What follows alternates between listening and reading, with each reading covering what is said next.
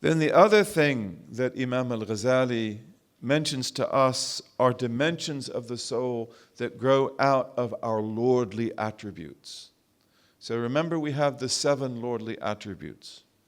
We have the quality of life, of knowledge, of speech, of will, of power, of hearing and seeing. And we are very special in creation. We are not lords, but we have lordly attributes. And we attain our best when we become awliya of the Lord, when we become lovers of the Lord, servants of the Lord, followers of the Lord. And that means to be very humble. But these very lordly attributes that they have, they can also get in the wrong place. And then we become people who behave like gods, who take on lordly attributes that we should not have. We are supposed to take on the beautiful attributes of Allah, the attributes of His beauty, like mercy, forgiveness, compassion, forbearance, patience, and so forth, right? But not the majestic qualities of the Lord. Like haughtiness and pride and arrogance. So this is also another thing, that we make ourselves, or we can become false lords. And this is the human being who creates for himself or herself a little kingdom of the ego. And in this kingdom of the ego, we lay claims to lordship. We lay claims to rububiyyah. You've got to speak to me in a way that shows the honor I deserve, right? Serve me, kiss my hands, kiss my feet, right? But that's not the way the believer is. The believer is a servant, and we are not people to be served. And the spiritual guide is a servant, not a person to be served. But here, we want to be served. We want to be treated in a special way. We want to be in first class. We want to have rights that others don't have, distinctions that others don't have. We desire total control. We want people to follow our opinion and not other people's opinions. We want to be the leader, and we want to have the big office, and we want to have the big desk. And we want everyone to look up to us, and we want to have followers, and we want to be the authority in all things, right? So this is a very serious idol also. And this idol takes over many people who have fairly good control over their appetite and their anger. One of the things Imam Ghazali points out to us also is that there are other aspects of this type of disorder that grows out of our lordly attributes, which is not necessarily an evil thing, but it is an improper use of our time and energy. And that is that part of your lordly self is that you love knowledge, and you have an aptitude for knowledge, and you love to speak about and to write about knowledge. And so therefore, one of the great dangers here is that we want to learn about everything. We want to master everything. And we don't make a distinction between priorities. That, first you learn this, your aqeedah. You've got to master your aqeedah. You've got to be able to look at creation and read it like a book, and to see how it indicates the perfection of God and the existence of God. Priority number one. And then we have to learn our wudu and our tahara and our salat and our fasting and all these other things. And we need to review that. And these are not things to be taken for granted. This is lordly knowledge. But there's so many other things that are not really beneficial in this life. I had a friend when, I was born in Nebraska. Nebraska is there weren't many people in Nebraska. In fact, there are not many people there now either. And my family lived in the sand hills, which are really beautiful. Really beautiful. Not many people there. In fact, I took my daughter and my granddaughter to visit Nebraska about 6 years ago. And my daughter would say every town we went into, she said, my graduating class was twice as big as this town. You know, but, and we had a little phone book. It was, you know, it was a little tiny phone book. And then my father got a job at the University of Georgia.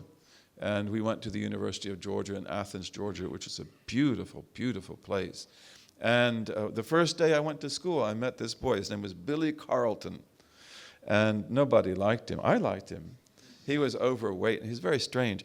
And he came to me, he said, you came from Nebraska. He said, do you have any phone books? I said, yes.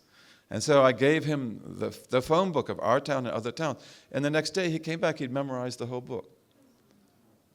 And then he said, ask me about anyone. I said, the Berthelsons. Oh, he got their phone number. I said, what about us? He had the phone. He memorized the whole book. And he had that aptitude. But again, and this is a function of the lordly quality in human beings. But nevertheless, it's not beneficial knowledge. You know, so we want to make sure that we make distinctions in knowledge. And inshallah, every type of knowledge that you have cultivated here is very beneficial. Bi-idhnillahi ta'ala. Then, and many scholars are like this, by the way, because we are lovers of knowledge, right?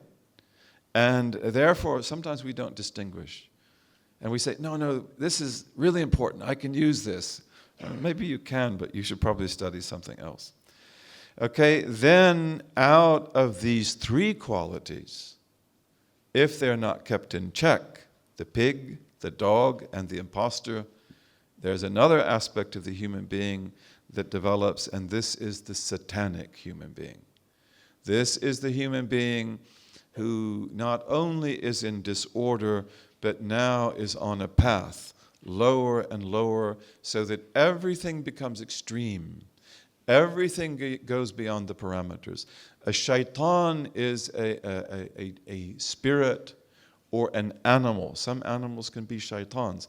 Or a human being that knows no limits, that has no parameters, that violates limits. That's the basic notion of the Satan.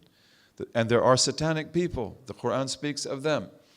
In Ramadan, all of the shayateen are under lock and key. They're chained down, right? Not quite right. It's the shayateen al-jinn, the demonic spirits. They are enchained in the month of Ramadan, not human shayateen. Human shayateen work overtime in Ramadan. And human shayateen are very dangerous. And they can do things. They can even insinuate in your heart. They can do almost everything that the other ones can do as well. So these are people then who become the awliya of shaitan. They become the friends of shaitan. They become the party of shaitan, hizbu shaitan. And they are people who then disregard norms and lead other people to disregard norms. They embrace darkness. And they take darkness for light. And they construct realities in which the images are always distorted and the cognitive frames are always wrong, and in which there will never be access to the heart. And then they go from one extreme to a greater extreme. And in fact, they have to do that because all of this causes great agitation in the heart. So the heart must be covered. And ultimately, the heart will be sealed. So here, everything is not only in disorder, but everything now is used in a way that is the opposite of what it was meant to be used for. So intelligence here becomes just tamyiz. It is just the ability to distinguish between things. And we use it then to get what we want, to manipulate people, to manipulate circumstances, and to deceive. We develop satanic aptitudes, which are rooted in uncontrolled appetite, uncontrolled anger, and then the imposter aspects of the human being. We become little lords. Okay, and Satan instigates us to go further, and this because he becomes the wali. He becomes the friend and the protector who is no friend and who is no protector, but leads us as far astray as he possibly can. And he prods us on, and he prods these idols, the pig, the dog, and the impostor, on, so that we worship them and we serve them. So all of these then become disordered, all of these qualities. And this is why it is important for us to get the order right, and this is why also we have to have this, the understanding of real knowledge and the balance that opens our hearts to light. So then Imam al-Ghazali, may Allah be pleased with him, talks about the necessity of smashing the four idols. This is a really beautiful, I believe this is really helpful. Again, this is part of the knowledge of self, is to understand that you're not the only one who's working here, that you are complex. You're not the only one that has access to yourself. You can be the most sane human being, and in your sanity you open access to the angelic, and you open access to the divine, and you block off access from the satanic, and you block off access from the irrational soul out of control. Okay, so we want to smash the idols, and to smash the idol, you've first got to be able to identify it. And I don't want this in my heart. I don't want this to be there, the pig, the dog, the impostor, and then Satan himself. And as Imam al-Ghazali points out, we are never tempted, or we are rarely tempted, especially as believers, to worship idols of stone or gold or brass or silver. They don't usually constitute a threat for us. But we are in constant danger of prostrating before the pig, the dog, the impostor, the little lord, the false lord, and Satan within us, and obeying their commands and observing their prohibitions and accepting their guidance and their edification, which is no guidance at all and which is not edification.